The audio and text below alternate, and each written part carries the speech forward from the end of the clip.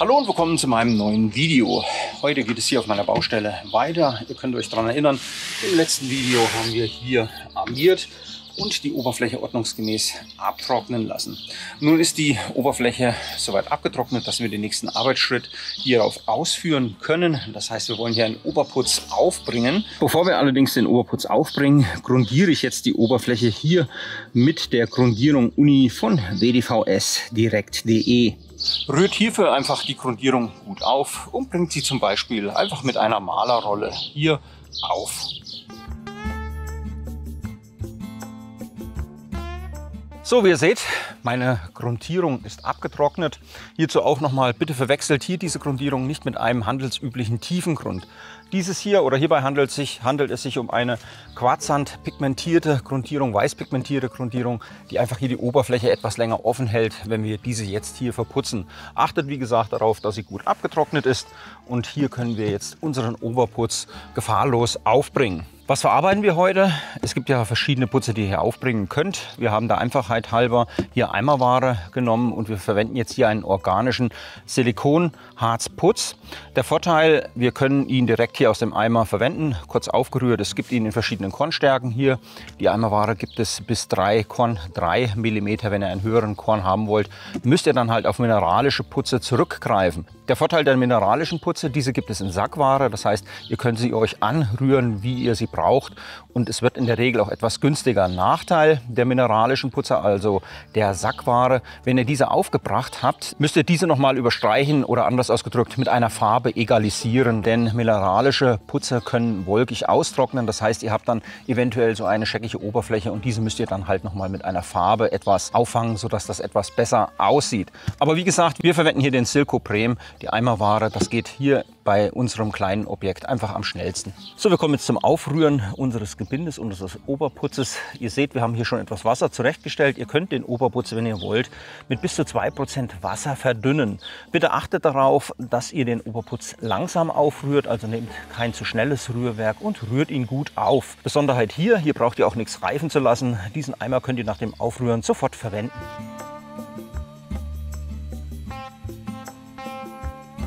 Noch ein kleiner Tipp, hier in so einem Eimer befinden sich 25 Kilo Gebinde. Wir kommen mit so einem Eimer ungefähr 10 bis 12,5 Quadratmeter weit. Wenn ihr natürlich größere Flächen verputzen wollt, könnt ihr natürlich auch dementsprechend mehrere Eimer gleich am Anfang anrühren. Da passiert dann auch nichts. Habt ihr jetzt mehrere Eimer aufgerührt, vergesst bitte nicht den Deckel wieder zu schließen und verteilt ihn zum Beispiel auf dem Arbeitsgerüst, wenn ihr eine größere Fläche bearbeiten müsst. Und so könnt ihr dann an den einzelnen Stellen immer gleich mit dem Putz loslegen. So, das Gebinde ist angerührt, hierbei aber jetzt ein ganz wichtiger Tipp bei den Werkzeugen. Verwendet hier bitte rostfreie und saubere Werkzeuge. Und bevor wir an die Wand gehen, achtet bitte auch darauf, dass die Wand staubfrei ist. Oder wenn hier nochmal irgendwelche Kellenschläge oder sowas zu sehen sind, geht hier einfach nochmal mit einer großen Spachtel drüber und entfernt eventuelle Überstände, sodass ihr hier eine saubere, gerade Oberfläche habt, an der ihr arbeiten könnt. Der Putz wird folgendermaßen aufgetragen. Wir nehmen uns etwas hier auf unsere Kelle und ziehen ihn einfach scharf nach oben ab. Hierbei natürlich auch ganz wichtig, arbeitet bitte mit 2 oder vielleicht sogar 3 Mann, denn hier ist Eile angesagt. Es sollte bitte schnell gearbeitet werden. Das heißt, jemand trägt auf, die zweite Person bleibt gerade und die dritte verreibt eventuell.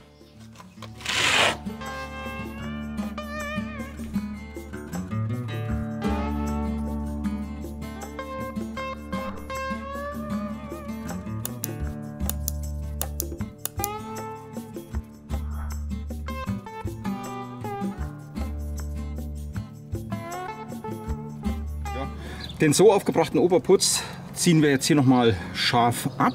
Um den Putz abzuziehen, könnt ihr entweder eure Kelle nehmen oder hier wie wir so eine Spachtel. Zieht ihn einfach hier mit dieser Spachtel auf Kornstärke ab, in unserem Fall 1,5 mm. Zum Verreiben unseres Putzes verwendet bitte keine Stahlkelle, verwendet hier so ein Kunststoffbrett, so eine Kunststoffkelle. Und nur damit könnt ihr den Oberputz auch ordnungsgemäß verreiben. Zum Verreiben einfach die Kunststoffkelle auf die Oberfläche aufsetzen. Verreibt ihn in einem Muster, so wie es euch gefällt. Wir machen hier eine leichte Kreisbewegung. Wichtig, haltet das Muster bis zum Ende der Putzarbeiten natürlich bei.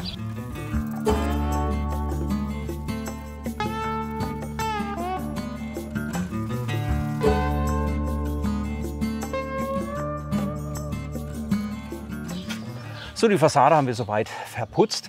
Wenn ihr die Fassade jetzt verputzt habt, schaut noch mal an der Fassade entlang, ob hier vielleicht kleine Steinchen herausgucken. Hier könnt ihr vielleicht noch mal mit der Klettkelle diese beidrücken.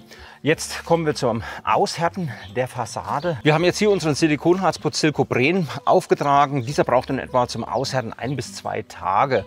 Habt ihr hier einen mineralischen Putz aufgetragen, müsst ihr hier für die Aushärtzeit mindestens eine Woche einplanen.